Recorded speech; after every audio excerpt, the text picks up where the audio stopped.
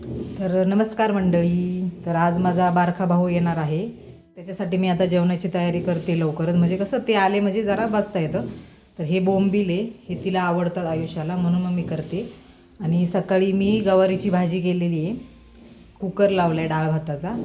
आणि गवारीची भाजी, बोंबील आणि नंतर मग गरम गरम भाकरी करता येतील. तर आता हे असं मी तयारी करते. आता बोंबील करून घेते आणि मग दाखवते तुम्हाला झाल्यावर एकदा. तर असे बोंबील तुम्हीही ट्राय करा. आणि ही रेसिपी मी सेपरेट टाकलेली आहे, तर तीसुद्धा तुम्ही जाऊन बघा. आणि असे बोंबील करायचे, म्हणजे पाणी न टाकता असे, आणि थोडेसे ते म्हणजे लागले पण पाहिजे ना असे थोडेसे, तेव्हा त्याची चव, जास्त पण काळे करू नका, तेव्हा त्याची चव खूप छान येते. तर आता माझं जेवण बनवून झालेलं आहे. ही आहे डाळ आणि हे मी बोंबीलचं सुकं, जसं की मी सांगितलं तुम्हाला, असं केलेलं आहे. बघा किती भारी वाटते ना. आणि भात वगैरे झालेला आहे, हे बघा. भात तर कुकरलाच लावलेला. आणि ही गवारची भाजी जी मी सकाळीच केलेली प्रिशूसाठी टिफिनला, तर ती पण भाजी आहे. मी सगळं जेवण रेट ठेवले. आता ती मला ओरडणार आहे, ती मला चांगली ओरडणार आहे, कारण तिने मला रात्रीच मेसेज टाकलेला, मी आल्यावर मी मदत करणार आहे जेवणाला, तू करायचं नाही. पण मी करणारच होते. मी खाऊ आणला माझ्यासाठी. अरे बापरे, माझा घसा जाम होते झाली.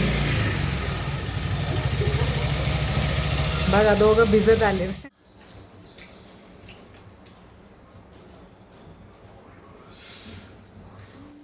ही लाजली ग.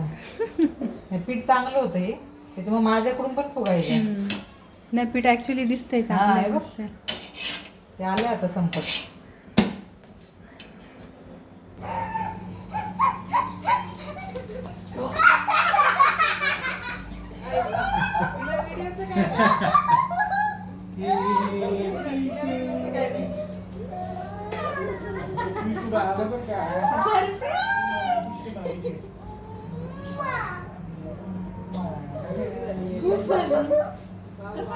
कोणती गोष्ट आहे जी आपल्या आजूबाजूला असते पण आपल्याला कधी दिसत नाही.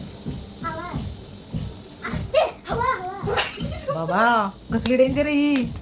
विशू, मला नव्हतं माहिती एवढी हुशार आहेस तू. हा.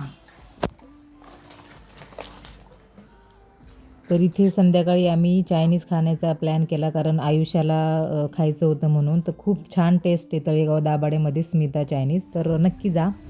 आणि त्याच्यानंतर आम्ही घरी आलो, म्हणजे घराजवळच एक पान शॉप आहे, तर तिथे आम्ही पान खाल्लं. तर तुम्हाला आमचे व्हिडिओ कसे वाटतात ते नक्की कॉमेंट करून सांगा. बाय.